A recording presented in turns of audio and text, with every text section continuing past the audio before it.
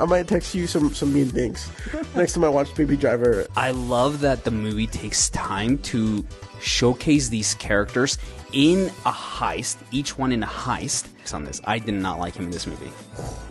And now that I think, welcome back to another episode of Real Chums. We're chatting about movies, feels like hanging out with friends. I'm your host, Marcel, and with me, as always, is my co-host, Danny. This week we're discussing Baby Driver, written and directed by Edgar Wright, starring Ansel Elgort, Lily James, Kevin Spacey, Jamie Foxx, John Hamm, and many more. In this episode, we look at the wild and unique characters, the killer soundtrack, and the film's unique editing and storytelling style. But before we roll that intro, make sure to subscribe wherever you get your podcasts and turn on notifications so you never miss an episode. Don't forget to follow us on YouTube at Real Chums, where we have lots of other stuff to check out. So with that being said, let's roll that intro.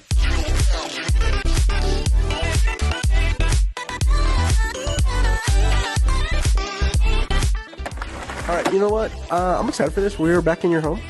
We're back in my home. Yep. If you're watching this on video, please ignore the mess.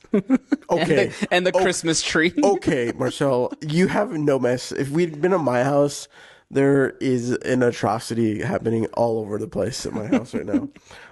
Because we're getting over being sick. But, dude, I'm so pumped to be talking about Baby Driver. Yeah. And the fact that this is your first time watching it. This is my first time. And I'm appalled at you. I will share why, but yes, go on. As always, we start with a question of the day. And I wanted to know, what is your drive track? Great question. Did you think about this? It's hard because I'm always like in a different mood. I totally understand. I get it. I think my I drive a truck, right? So like, what was that? Classic truck person. I drive a truck. I'm just so like when I get in my truck and it's summertime, I open up the sunroof, all the windows. Please tell me the kids are in the back. You're gonna say Miley Cyrus Party in the USA. No. Although that's a banger though. It is a banger. No, it's Stone in Love by Journey. Yes. Because it starts out with that awesome like riff on the guitar. Okay. And it's just like you know, yeah. And it's just great. Like it's vibes. You know, I just love it. And it's summer. I tried listening it today, and I just couldn't because it's so cold right now. No, yeah, like, you want something like dark and dingy and something that makes you want to hide in a hole. Yeah. Yep. And cry a little bit. Yep. It's like 6 degrees out right now. If you're not from Utah, or actually the entire country. It's freezing. It's freezing. I'm pretty sure the people in the south are like might be dying, because it's so cold. Because it was like snowing somewhere in like South Texas. I think I saw. Yeah, in like places that never get below like 20 degrees or something like that are like experiencing nearly sub-zero temperatures, which is insane. So mine is Keysby Nights performed by Streetlight Manifesto, ska band. Killer track. You're a ska. I love ska. You would like ska. I do. I would. You give me any... No, I don't. If you haven't listened to ska is a wonderful piece of music, genre of music, reggae punk stuff, and it's a wide spectrum. Yeah. You can have really reggae style, a really punky style, but Streetlight Manifesto is one of the most talented bands out there. They are so good. But I'm going to play the track. So you're listening to it right now. There's just it's so many variations. There's a couple tempo changes. / like they go into a halftime or sort of half beat. There's also a killer trombone lick in it. So I'm partial to that. But it just feels like it would be a really good track to be drive to. So do you have like... Is that your jam, like, when you get in the car? No. I mean, some days, I go through phases of, like, what music I'm listening to. The girls they have not quite reached ska enlightenment yet. You've tried playing it for them. Oh, I've tried many a times. But I have to start, I'm trying to start them with, like, Aquabat, something that they can, maybe get behind. But, they're not there. But they're close. Ellie loves playing White Tees. It's only a hop, skip, and a jump before we can start doing some more stuff. Yeah. So we'll get there. We'll get there. Great question. Look, we're gonna be talking Baby Driver. Before we jump into like our relationship with it. Yes. The story follows Baby, a young B-A-B-Y, a young and talented getaway driver with a passion for music and a past he's trying to escape. As he falls for a kind waitress named Deborah, Baby becomes entangled in a dangerous job that threatens his chance at freedom. This movie has got some heavy hitters. Songs wise? No, songs and everything, and actors. Okay. Yeah. Oh yeah. Right? We've got Jamie Foxx and Kevin Spacey. And I always forget John Hamm. Yeah. And what's your bucket? Asa Gonzalez. Yeah, Asa Gonzalez. Yeah. She's great. She was not recently, but she was in what's it called? Three Body Problem. Yes, I was going to ask about this. Yeah, she was really good in it. She was good in it? Yeah, okay. like she's one of the main. That's my weekend watch this week. Yeah. Yeah. It's been on my weekend watch for a little bit, and I'm probably gonna I'm gonna watch Three Body Problem after I watch the first 2 episodes of Severance. So I haven't yet to start it, but you haven't started it yet. I'm so pumped to watch it. But, yes, relationships. Tell me, like, what's your relationship with this? How many times have you seen it? Okay, so this movie came out in 2018. In 2018, I didn't catch it in theaters. I wanted to so bad, but it was rated R. And it was a time when it was hard to make it out there to theaters. And so I had to pick my battles to go to. We were a little bit tighter on some funds. So I ended up watching this after it came out. I knew everyone was like loving it. The vibe. I was like super just involved with the production of this. Edgar Wright was like super adamant of how he wanted to shoot this. Like they rehearsed to the music, and if something was missed or didn't track to the beat, they had to do it again. It was a very rhythm. The entire you feel it in this film that this is a rhythmic, not only rhythmically driven in the edit, but in actual performances, and I absolutely love it. There's something about that musicality that just amplifies the story to like this level that I don't know, it's some beautiful piece of cinema that comes from that. Yeah. And so I watched it. I loved it. For some reason I always get Jamie Foxx stuck in my head as the bad guy. Who's like the overall bad guy, because he comes on, he's just so strong and so crazy, Jamie Foxx. Yeah.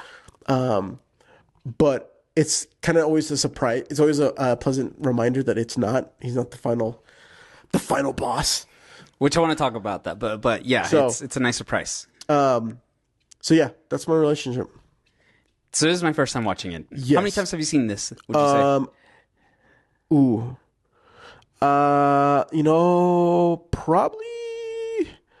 Probably, I don't know, maybe 7, 8 times. Oh, okay. Yeah, it's been a bit. A couple times. Yeah. Once a year ish. Yeah. No, so probably hasn't. It's not. I like watch like 3 times in a row, and then and then a couple of years will go by, and I'll watch it 3 times or something like that. It's just, it's a vibe. Yeah, this is my first time watching it, and I feel like I feel like a sham. I feel like I love Edgar Wright. Yeah. Right? Yeah. I talk about him on the pod casually. I love Edgar Wright. Yeah. And this is one of those movies. I don't know. I think you're kind of like this, where like if there's a hype around the movie, you don't like to watch it, right? Yes. That's not me. If there's a movie that I really want to watch and I can't get to the theaters for whatever reason, you just like don't watch it. I don't watch it because I get mad that I didn't see it in theaters. Yeah. Most recently, like the new Planet of the Apes movie that came out, I didn't get to see it in theater. You need to see it, bro. I know, and it's been on Hulu forever. Dude, it's truly... Oh, dude, that movie, bro. I know, but I'm so mad that I didn't get to see it in theater. I agree with you. But it's like it's so hard to get to the theaters, and so like I think I've kind of come to because I was like I feel you on that. Yeah. I resonate with that. So, but you kind of have to give yourself grace, bro. Yeah. But so like I didn't see it in theaters. It finally came out. And I was just mad that I didn't get to see it, and I literally have been like, you know what? I'm gonna wait. It's an Edgar Wright movie. I'm sure for like the 10-year anniversary, it'll have some kind of re-release. But then you, the listeners, voted for us to watch this, so I have to watch it in my home. I'm mad about it. No, but but with that said, like I had seen all of like the clips, scenes, and like the commentary around the making of like it's been in the zeitgeist pretty well. And as someone who loves Edgar Wright, like I feel like I had seen this movie, but this is my first time like watching it all the way through. Yeah. And I just absolutely love it. It is killer, right? It is just incredible. It is it's just a wonderful piece of cinema. It's so good. Yeah. It's so good. Okay. Well, let's where do you want to start with this? Do you want to start with music? Do you want to start with like the characters? Let's start with characters actually. Yeah. Because we've got Baby, B-A-B-Y. B-A-B-Y, baby. Ansel Elgort, second movie for us of him. That's true. Yeah, we did West Side Story. West Side Story. And he's a vibe in this one. I think he did a phenomenal job as Baby, in my opinion. I did not like him. You did not like him. This is one of my hot takes on this. I did not like him in this movie.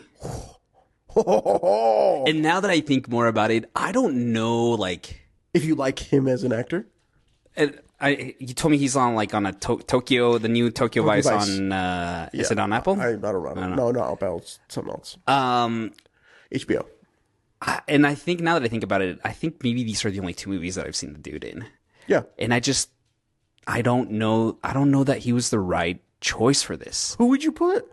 Miles Teller, 100%. 2018, Miles Teller. Oh, okay. Miles Teller. Okay.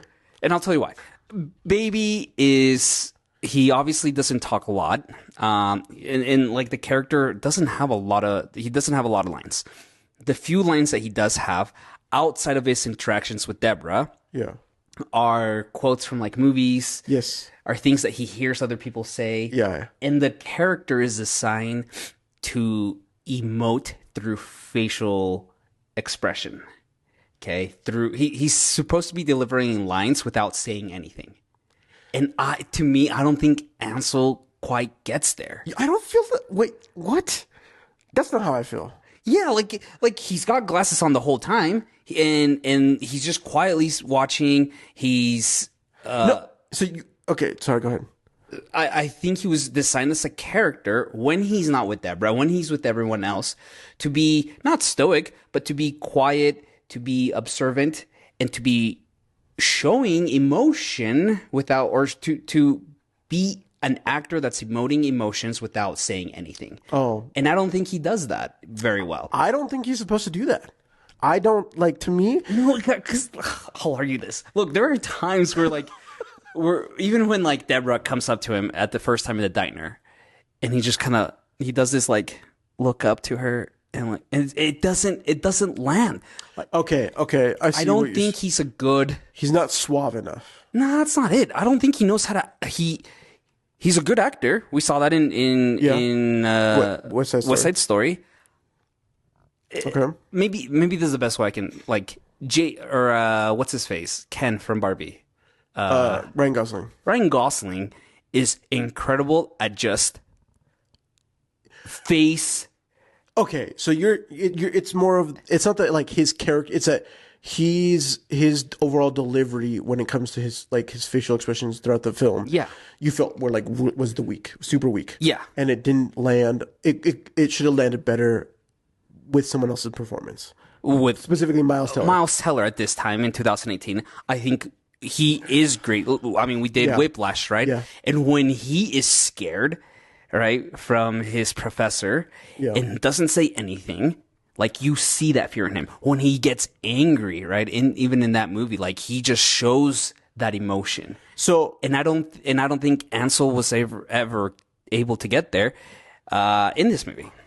okay, I mean, I think that's a valid take. Here's my thoughts on that. And I'm just providing my takes after watching.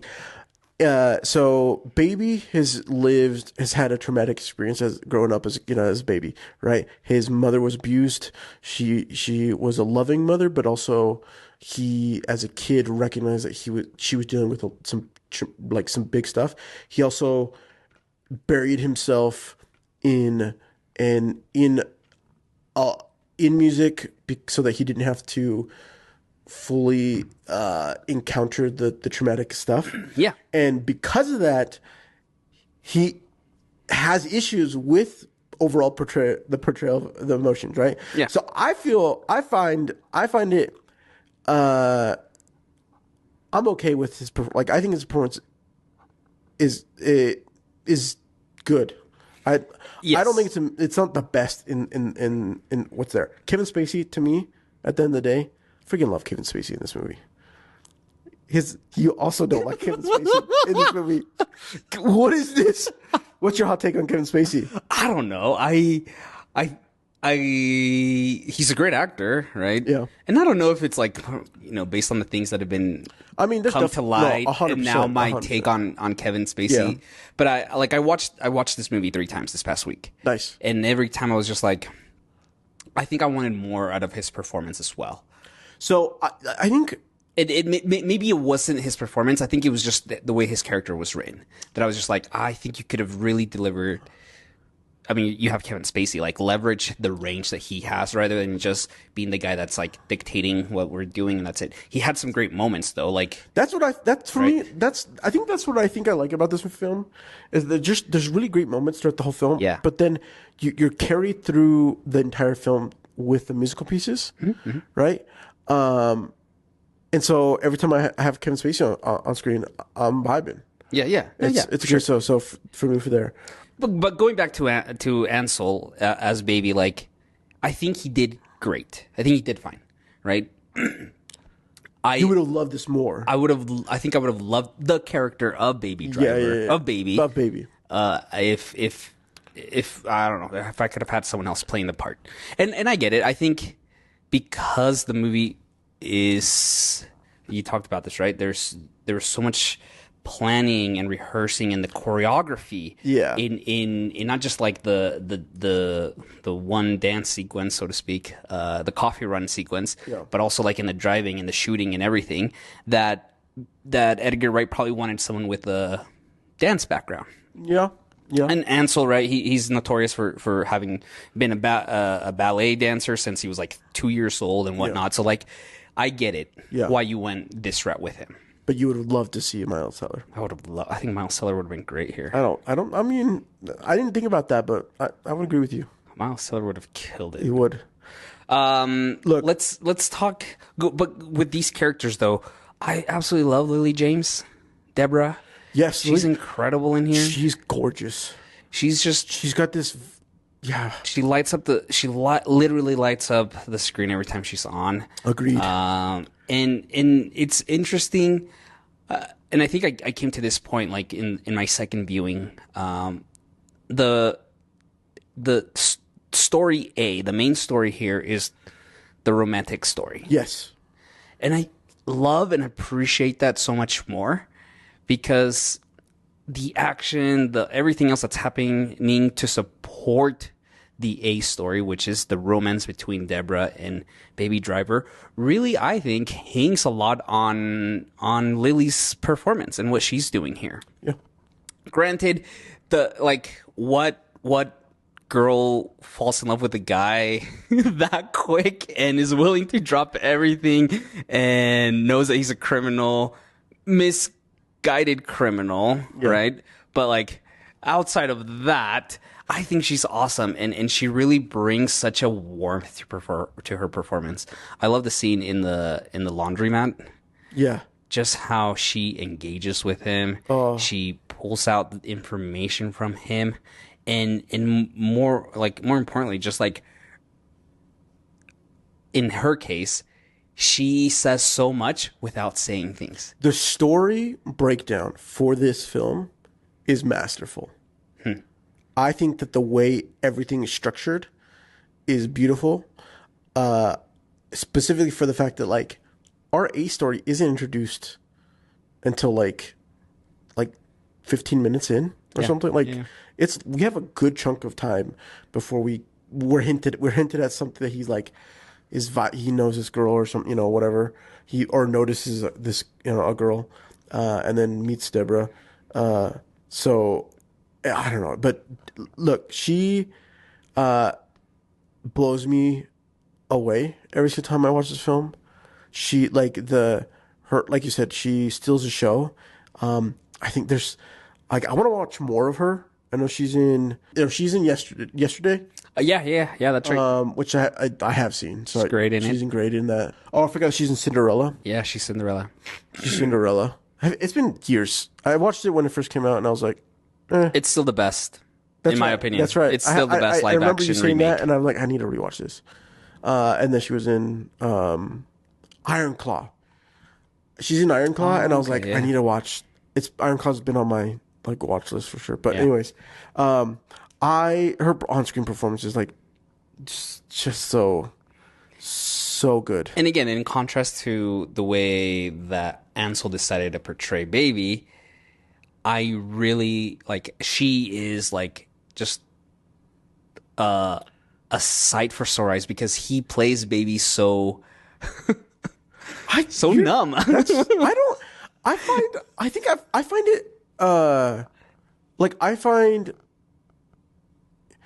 I don't know, man. I see where you're coming from it, right? I think maybe that's just like the approach that I would have wanted it to, like as the writer director. I would have been like, yeah, you know what? Yes, you have this trauma. It's hard for you to communicate with. Yeah, but you like, I need you to like emote with your face. I'm sorry that's your cross to bear, bro. I'm sorry that you're gonna have to watch this movie every single time and just wish that Miles Teller was in this. I'm gonna continue watching and vibing that this is that Ansel is doing a great job. What's his face was also John Boyega was one of the finalists to play Baby. Okay, John Boyega. Yeah. Okay. He would have been great. Yeah, he would have been great too. Yeah. I mean, there's like at least like 4 or 5 other actors that I would have picked over Ansel. That's funny. But that's fine. That's just me. That's fine. Okay, well, let's talk about moments. Yeah. Well, before we do, like, you mentioned Jamie Foxx, though. Like, oh, Jamie Foxx, bro. Let's talk about that. Let's talk Jamie Foxx, Buddy, and Darling. Okay. I love how we're introduced to Buddy and Darling at the beginning. Correct.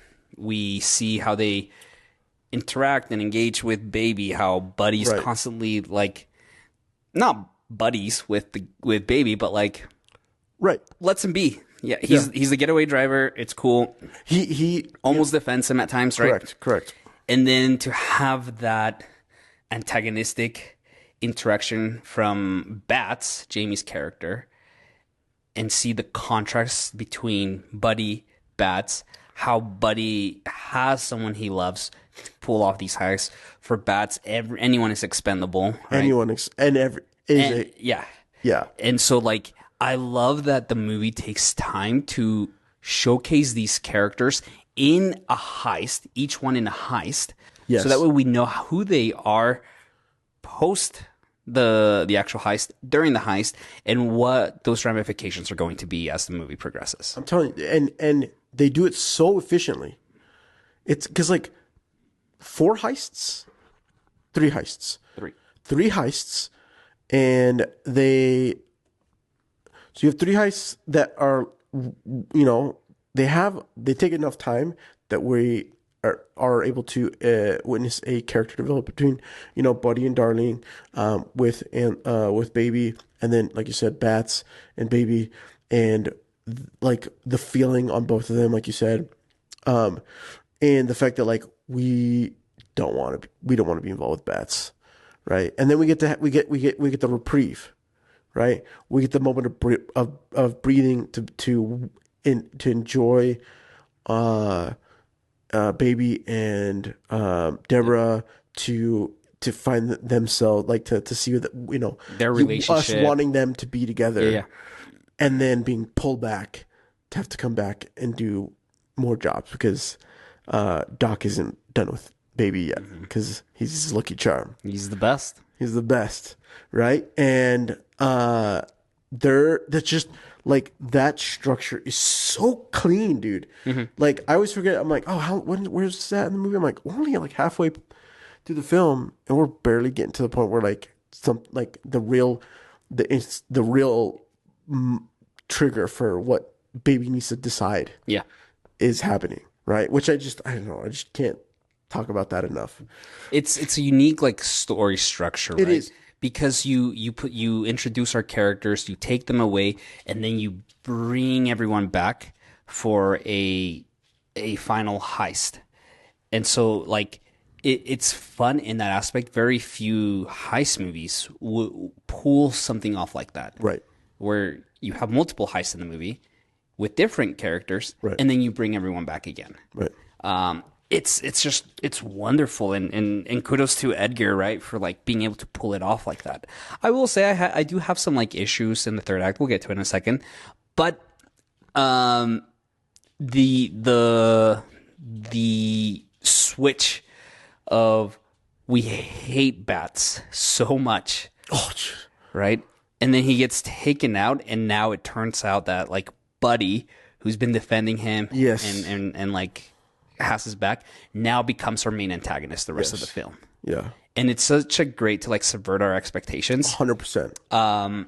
because I become invested in disliking bats so much. So much. It's so prevalent. Jamie Foxx goes so ham, Yeah. and he like I like every time I watch Baby Driver, all I can think about is like because like I haven't watched it yet, but he has a new movie out with Cameron Diaz. Oh yeah. Back again, something like Yes, that. I can't remember. On Netflix, right? On Netflix. Yeah. And I was like, I've heard some good things about it, but every time I think about Jamie Foxx, I don't want him as a good guy. He's also Okay, yeah. the last thing I saw Jamie Foxx in was his vampire day job or something. I don't know. It's also a Netflix film. He's a vampire? He's hunting vampires. Oh, okay. He's a vampire hunter, and it's all right. It's like, no, I want Jamie Foxx to be a bad guy. Yeah. He's just a killer bad guy. He like because he can play it seriously, he can play it crazy. He's got the like the super extra talk a ton vibe down so well. Do you think this movie would have had the impact that it has on you, at least this part of it, had Jamie Foxx continued to be the bad guy through the end? Why? The switch to having Buddy take over feels way more impactful, but because of the overall performance, when you don't watch it for a while, all you can remember is bats and how batshit crazy he is. And so you're subverted once again. Even though I know at the end of the day, like 10 minutes in, I'm like, oh yeah, Buddy is the bad guy. But I'm just like anticipating Jamie Foxx coming in and wrecking my day because of his overbearing nature and his freaking crazy eyes. It's yes. Yeah. I think it also, and I think it really, because that first viewing, I was like, oh, way to subvert my expectations. 100%, yeah. When I watched it again, I was like, one, great job on subverting my expectations, but also like, it's a unique story structure because now you have the juxtaposition of Buddy, who the reason he's going bad isn't necessarily because the job went sour. No. But because Darling dies. Yeah. Right? And like he genuinely does love her. Yeah. And has this future planned with her, what they were going to do after this final heist. In contrast with what Baby's wanting to do with Deborah, right? He has found someone he loves. He's going to do this final heist so that way he can leave with Deborah. Right. There are these two characters that are on the same path of love, of finding themselves. And it begs the question, like, there's a good chance that maybe Baby would react the same way as Buddy is reacting. Right. Had the tables been turned. No, you're 100. I love the fact that Buddy understands Baby, because he himself has done getaway driver work. Oh yeah. Like, so he connects with the fact that, like, this is my song, right? Or, like, him trying to connect with what he's listening to, and that payoff that comes from that, with him on several occasions connecting with the fact that, like, he understands him in having that track that drives you to do just sets the tone for what you're trying to accomplish for the job. And then him, like you said, like, he lost his love, and the soundtrack. What is the soundtrack that's playing? The Queen song. No. There's another when Baby goes back to go get Lily. Deborah in the diner, and Buddy's there. Oh yeah. He's listening to. I just spaced it. Yeah. It's an iconic song. I can't even think of it. But it's like, it's talking about the love for the woman and how he'd do anything for her. Yeah. And he's like, and Buddy looks over, and he, then, takes, like, it's like, now the song has to come to end. Like, he's like, he wants him to understand, like, this is, like, you need to have this taken away from you. Yeah. Right. Which I think is just poetic. On top of that, I think that if Bats was the final villain that he has to face, Bats was just going to try to kill him. I love the fact that, Buddy says, I have to take something away that you care about most. And he shoots to cause Baby to be deaf, or to have like an additional whatever ringing that ear ruptures or whatever, I don't know what the technical term is, and means that he won't be able to fully, like, listen to music the same way he used to. Yeah. Right. That is like, that's a payoff that is so that you would not have gotten with Bats. It's also such a cool. Maybe I'll pull up the scene, but, like, it's such a cool, like, camera angle there, because you're looking at Buddy, and then it cuts to Baby real quick, and then all of a sudden you just see right, and it's so it's stylized so cool how he does that. Yeah, good characters. Let's jump into, like, some of the iconic moments. What was what are your favorite moments from this movie? Oh, do you have so many? So I'm looking at some of the lists that we have. I think that where do I want to go? I think this time I'm gonna go with Tequila Shootout. That's a good one.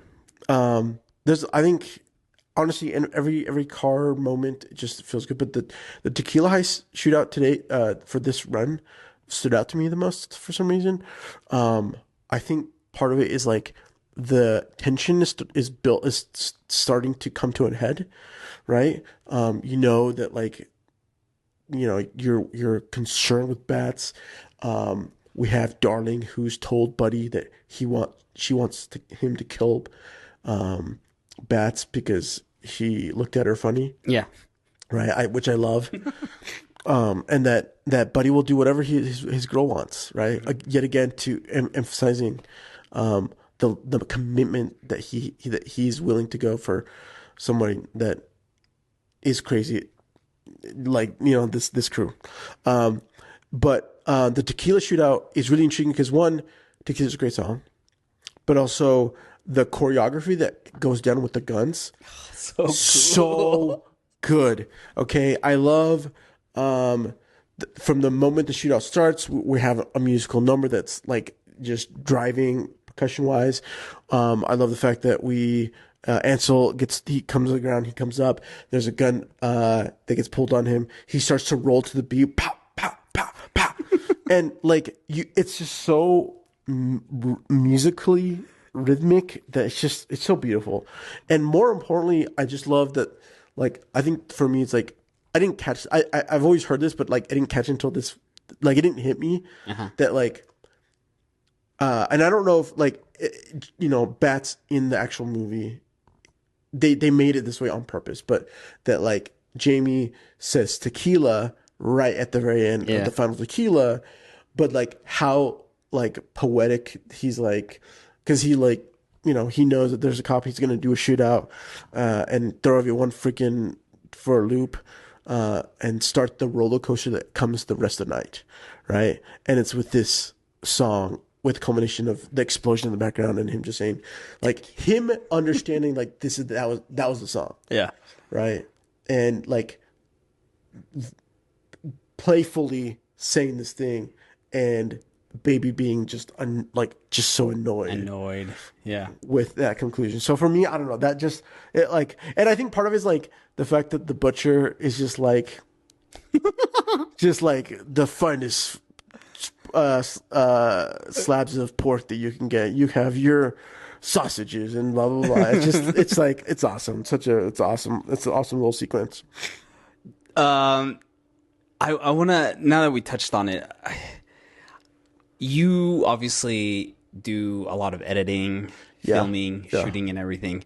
How challenging is it, or like how exciting when you see something like this? Like, how challenging is it to like pull off literally like the choreography and like the editing of this? This was Bill Pope was a cinematographer. Was it? Yeah, it was Bill Pope. Yeah. And Bill Pope, right? He was a cinematographer for the Matrix movies. The Matrix movies. He had done one of Edgar Wright's. No, he did Scott Pilgrim versus the World. Yeah. Spider-Man 2. Yep.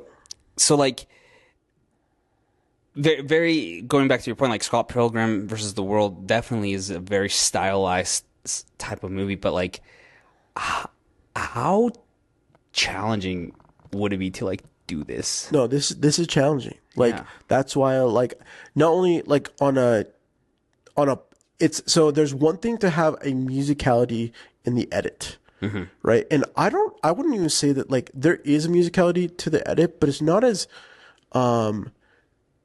musically like you see in like Whiplash, right?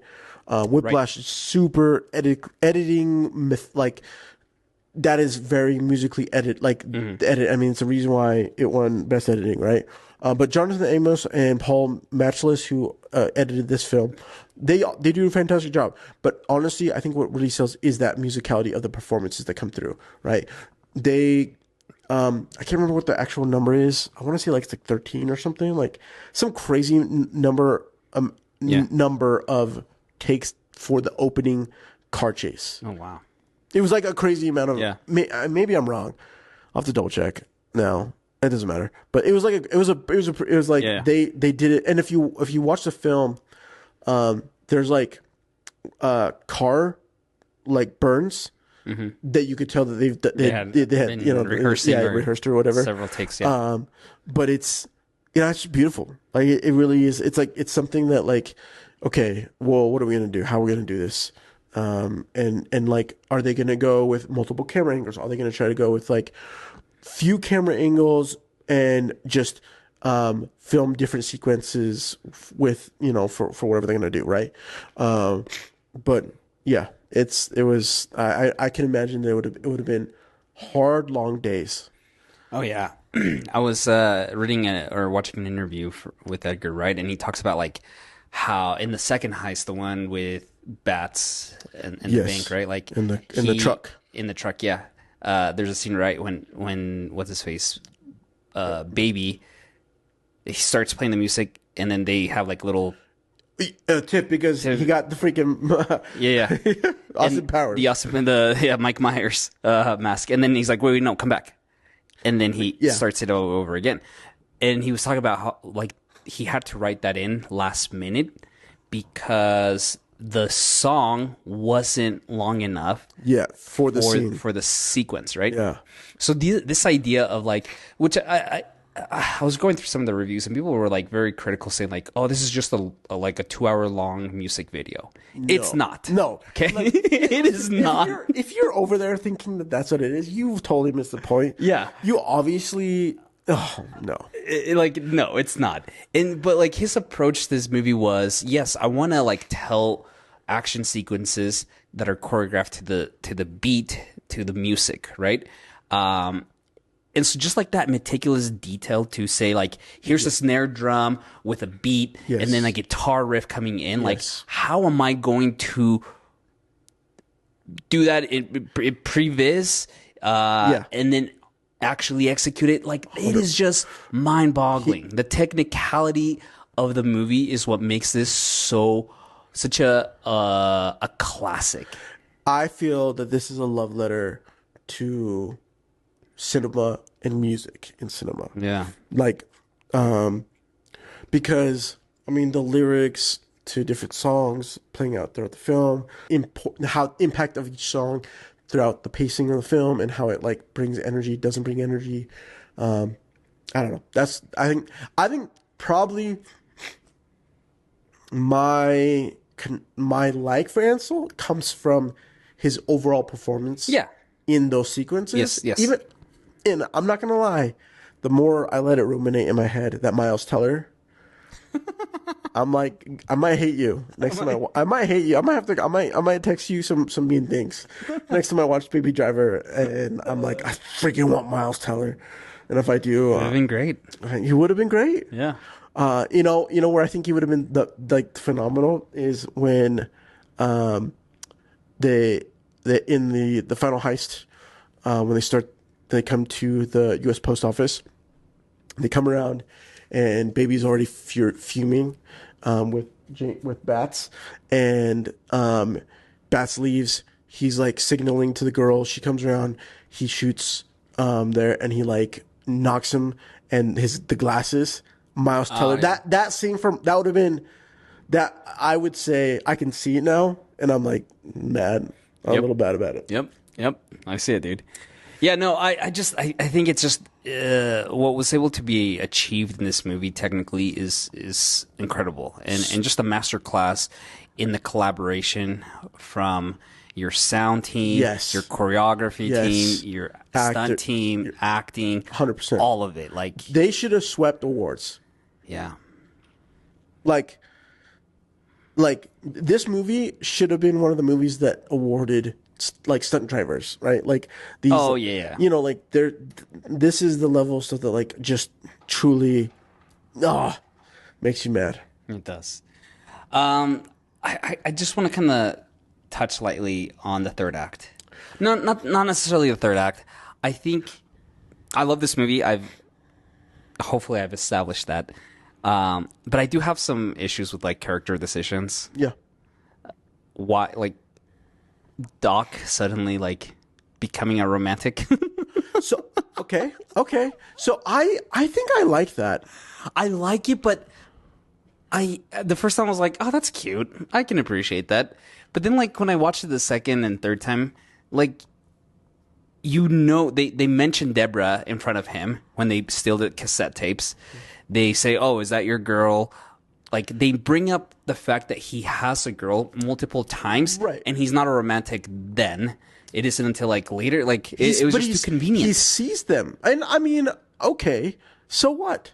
Yeah, no. Right. Yes. Okay, you're just like, if I'm going to be, like... You're giving your gripes. You're giving your gripes. This is me now, like, nitpicking little issues here, right? Okay, I can kind of see that. I think the more I watch... Because I think I maybe felt something similar. But the more I watch it, I just think, like, what's his backstory? I was in love once, you know? Yeah. Right? There's one liner. I was in love once. Who was his love? Right? Was he like a buddy and darling? Yeah. Or was he like a baby? But right? He also saw them at the restaurant, right? And he pays for their... Oh, you're right. That's when I was just true. But, okay, well, I'll say this. it's it's afar, and he's coming in to crash his party, right? Sure.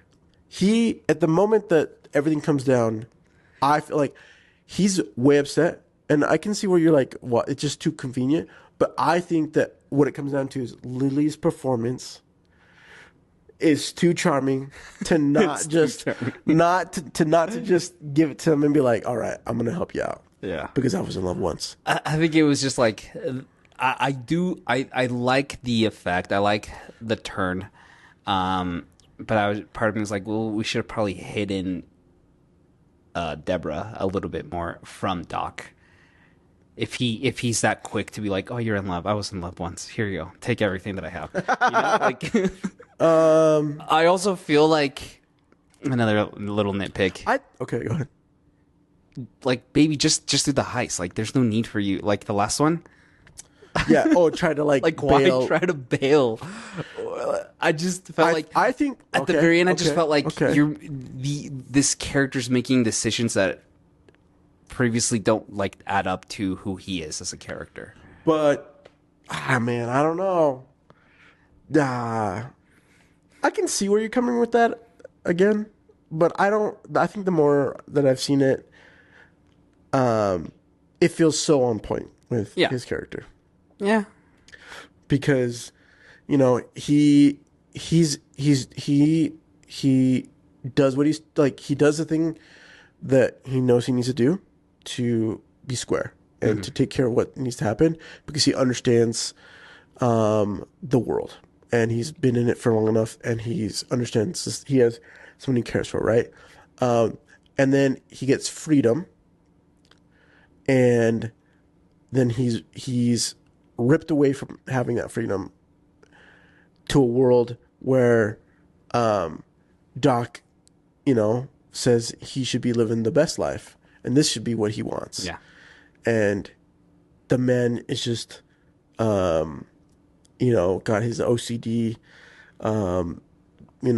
habits of different things that just like, whatever. But when he thought he was done, he now can't. And so like he's fighting to make that freedom, right? So I don't know. I find his actions, I think the only action that I think is dumb is when he tries to leave at 2 a.m. Yeah. Yeah,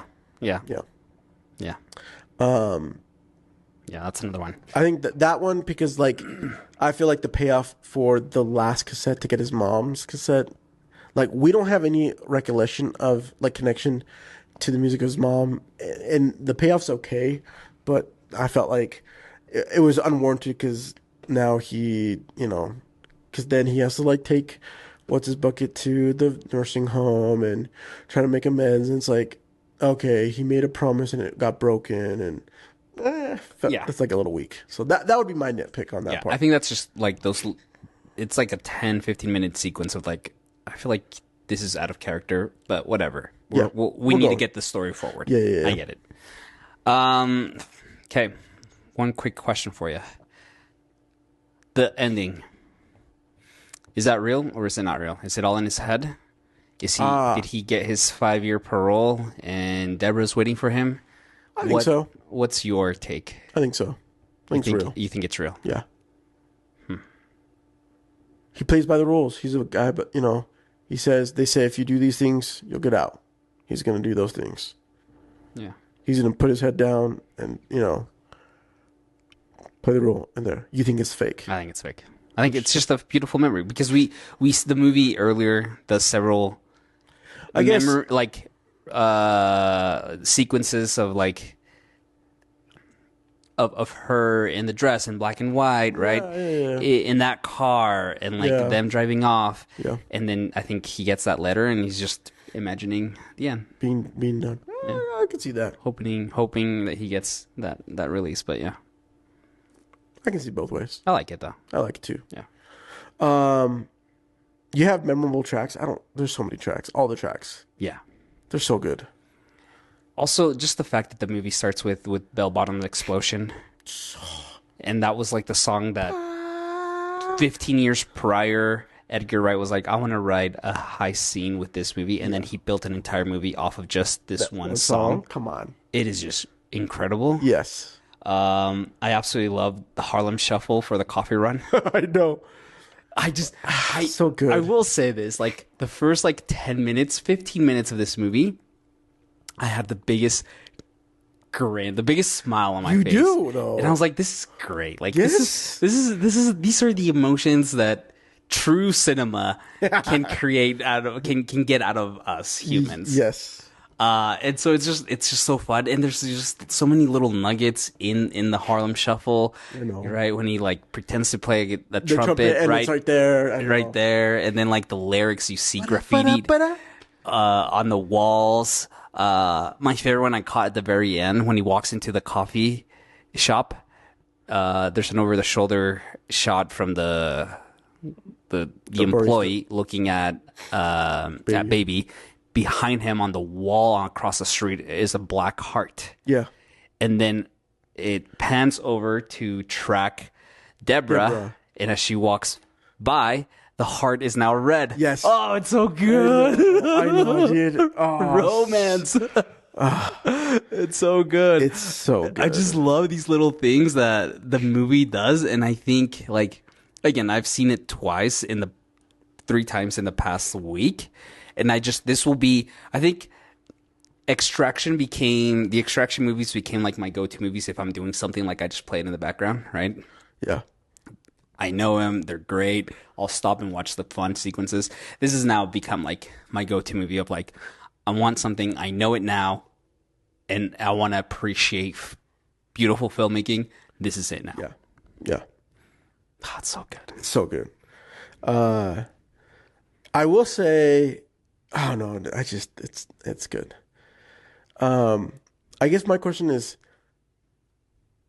do you think we could ever get something else from Edgar Wright that could be similar to Baby Driver? Like a Baby Driver 2. I know they've been talking about Baby Driver 2 for the longest time. I would love to see him like come back to this movie, to like this universe, just because like there's so much more you can do, like from a heist perspective, from the choreography. Like how do you like elevate now? I think it'd be a great like challenge for him. Yeah. I don't know if you watched Last Night in Soho. It was his last movie with Anya Taylor-Joy and. Did you? Yeah. It's great. It's. I've heard nothing but good things. Yeah, it another technically beautiful execution of a movie. And there's a dance. There's lots of dance sequences, but there's one where the main character, she is like, there's a dance sequence. People have seen it know, but like the character switch back and forth between the not imaginary, but like the Anya Taylor character that she is living vicariously through to her real self. Yeah. And it's just a continuous shot, and it's just the choreography is like as the camera pans over the back, then it switches to a different I remember the behind the scenes on that. Yeah. Crazy. So I think I think when it comes to like him and music, it's great. He has a movie coming out this year, Running Man. We talked about it with Glenn Powell. Yes, I'm even more excited. I'm very excited to see his take on that novel. Yeah, and see how it differs from the Arnold Schwarzenegger version. So like, yeah, I would love for him to come back to Baby Driver, though. I think for a good chunk of time, I was like, I'm glad that he like did this movie, and it's like this is what it is. Yeah. But I just feel like even if he like a new Baby Driver, right? Like just a whole new person. But whole new crew, whole new whatever. Yeah. But still, it's a Baby Driver. You know, like it's a baby for the crew compared to everyone else. Like I love that. Like the idea is great. Yeah. And I think it would be awesome to have more, just, I don't know, another, what can he do after learning everything he learned in this first one to take it up a notch again? Yeah. So Anyways, good stuff. Good stuff. We hope you enjoyed this episode discussing Baby Driver. Don't forget to subscribe on whatever platform you get your podcast. If you like this episode, please leave a review. It really just helps us get discovered. More importantly, what do you think of Baby Driver? What did we miss? You can always connect with us on any of our socials at Real Chums, or feel free to connect with us via email at realchums.com. Join us next week as we discuss the 2002 film Hero, starring Jet Li. Dude, it's been a while since I've seen this. So many years. And for the longest time, I have put this movie on a pedestal as the best, like, cinematography out there. Yeah. I don't think it's been like 16 years, 17 years since I've seen this film. It's been a while for me. But I'm excited. So I'm like really pumped that you chose this. Yeah. So go check it out and come back next week, and we'll talk to you guys then. Later.